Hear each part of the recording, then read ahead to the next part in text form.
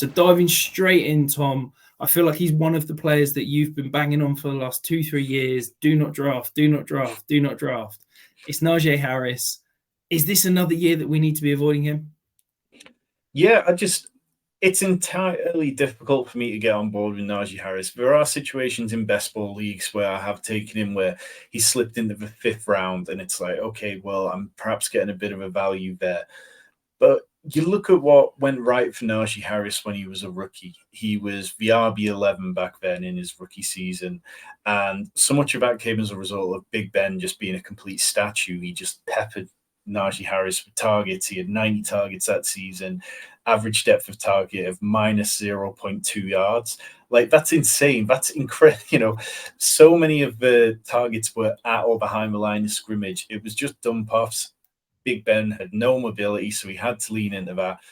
This offensive line, it's going to be slightly better, but it's still going to be a bottom 10 unit. So how much are the Steelers going to be able to run the ball? I don't know. You look at what Jaylen Warren did. He seized his opportunity to take a bigger workload last year when Harris was injured. And, nobody expected an undrafted free agent to come in and outproduce Najee Harris, but he did with 4.8 yards per carry to 3.8. His yards per reception was 8.3 to 5.5 from Najee Harris.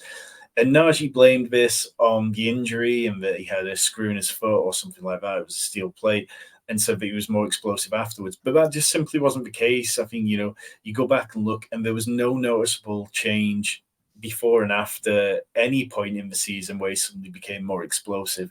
54th in yards per carry amongst running backs with 50 or more attempts. And I feel like we know what Najee Harris is right now. I feel like we know that he's just not the kind of explosive first-round talent that you might have hoped he was when he came out in the draft. And yeah, I'll pass him up and take Jaylen Warren at cost all day, every day. Yeah, I don't see what it is that we're hanging our hat on that he's an early round draft pick in redraft, because as you said, he's got a 1B back that I think is competent. He's not a massive pass catcher.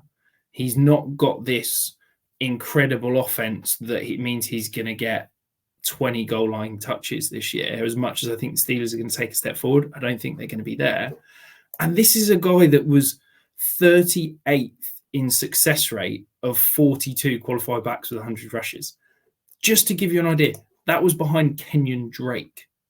Like, this is not a guy that is moving the chains, is doing what you need from a running back.